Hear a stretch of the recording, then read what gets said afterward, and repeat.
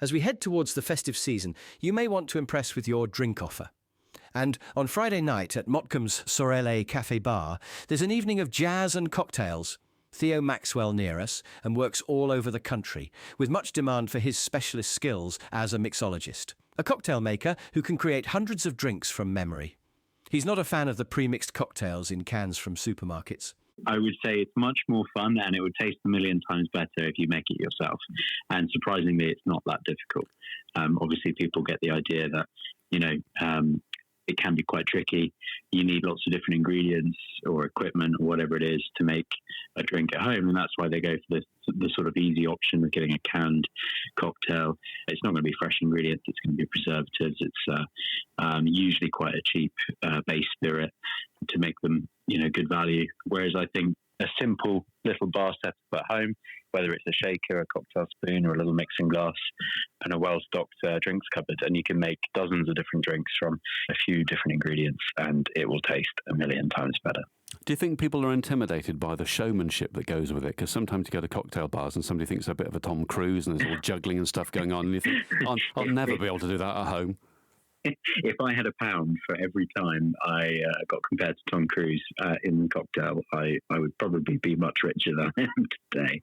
When it comes down to making drinks, you don't necessarily need the flair, the sort of extravagant showmanship behind it. I think what I try and do and what we try and do as a business is create really good quality drinks from scratch. And I kind of feel that the sort of the flair you get in some quite... some establishments can be quite daunting, particularly for people who just want a really good drink. And so I think that's what we really just try and focus on, is making really good quality drinks.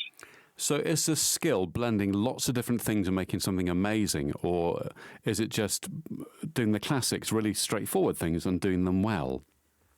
I think there's a skill certainly in making the classics really well. But there's also a skill of knowing what flavours go together, being able to take different spirits or different cures or fresh seasonal fruit and making something really tasty and quite unique with that. I think majority of the skill behind bartending is not just about what goes into the drink. It's also about the experience you create with the guest or the conversation that strikes up at the bar. And really that sort of hospitality, creating that atmosphere, if you will. Is there cocktail snobbery? Are there tacky cocktails and classy ones? Because the ones if you go to a fun pub, let's call it a fun pub, none around Shaftesbury, obviously you'd have to go to a city. There are certain ones that will appear, won't they? You'll always have pina colada, and there might be stuff like with smutty names, sex on the beach, and we're not going to list all the stuff because Ofcom will be on the phone. I know exactly what you mean. There is definitely, certainly for myself, I think I definitely kind of shy away from any drinks that have exactly those crude, crass names or use too much neon-coloured things like blue curacao or overly artificial sweeteners or anything like that. I'm a bit of a purist, if you will. I like a classic recipe with tracing the drink's history back to what it should be, back to its roots. There's definitely... I'd like to think when I go out, I'm quite picky and a little bit snobbish when it comes to my partner's in the background. She's cutting at me because she knows it all too well about the sort of snobbery she experiences when I order a drink. But then again, I think it comes down to the person making them and how much they care for the sort of the hospitality side of it and how much they actually genuinely, the passion that they put into either their drink making or their hosting, if you will. So on the other side of the coin then, were I to walk up to a bar somewhere, anywhere in the world, and want to appear successful, almost like a James Bond type thing, what should I ask for? And people who are in the know would think, classy guy. That's a good question. Obviously, you have that iconic scene, and James Bond certainly comes to mind when if you're in a nice hotel bar or something like that and you're looking to order, there's that famous quote, martini shaken, not stirred, but I always think if you shake a martini, it's going to ruin it. He had a specific drink in mind, which was a Vesper martini, which you do shake. Anyway, I think having a little bit of knowledge about what you're ordering before you go up always helps, knowing what to look for on a menu. Also having your preferences. Do you like sweeter drinks? Do you prefer sour style cocktails? Do you like the bitterness that you get from Campari based cocktails? But I think there are few drinks as classy as a classic Negroni, so that's kind of go-to, and that's usually what I'd be ordering at a bar. People, I suppose, will think cocktails come from New Orleans, but you're going to be offering this special evening at the Motcombe business that has a strong Italian theme. Sorelle, the name's Italian. Tilly worked for years in Italy. A lot of the food comes from Italy. So are there specific Italian cocktails that will be part of the evening that you're going to introduce people to? So very much we're leaning into the theme of the venue, and obviously the love for Italian aperitivo food and drink culture that obviously came back from Italy with Tilly from her time there. So we're celebrating some of the classic Italian cocktails, a Negroni with really good gin, Campari, and Cocchi Vermouth di Torino, which is our favourite vermouth to use in the drink.